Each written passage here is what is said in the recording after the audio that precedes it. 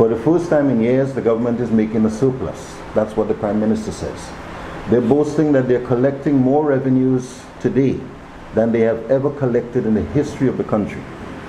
And so the question must be asked, why does the government find it necessary, immediately after passing a budget, and in the context of that surplus, to go out and borrow 100 million US dollars? This is 270 million EC dollars. The national debt, as we understand it at the moment, is about $2.1 billion. That is what we are seeing. So the question is, what is this money for? And if you say you're making a surplus, why are you borrowing it? The further question is this: if you are going to borrow money like this, why are you choosing to do something like this at a time when you just come out of a restructuring on the eve of a national election, only weeks before a national election? Yes? And less than weeks really after the budget has been approved. Why are these monies being borrowed? I am gravely concerned that two things are happening. Some of that money seems to be being utilized for the election campaign. It is part of the campaign to me. I'm saying that based on, I'm not calling any business place's name, but you can check yourself.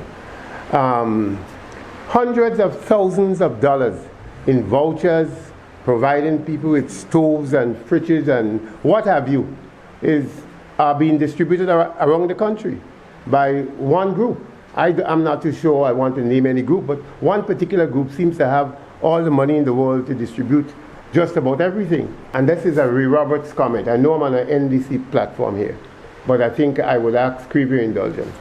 I am particularly worried that this election is being infested with dirty money. And I am not going to don't ask me where it come from, don't ask me for no evidence. You must go and do it. Do the work yourself. There's a courthouse, there are institutions that you can trace.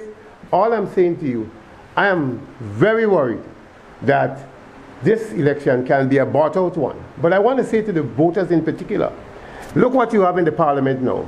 You have a parliament that is not accountable.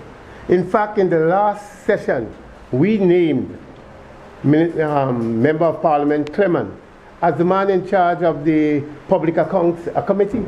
There is a man from a gentleman from the same political party that is in government going to be heading the Public Accounts Committee.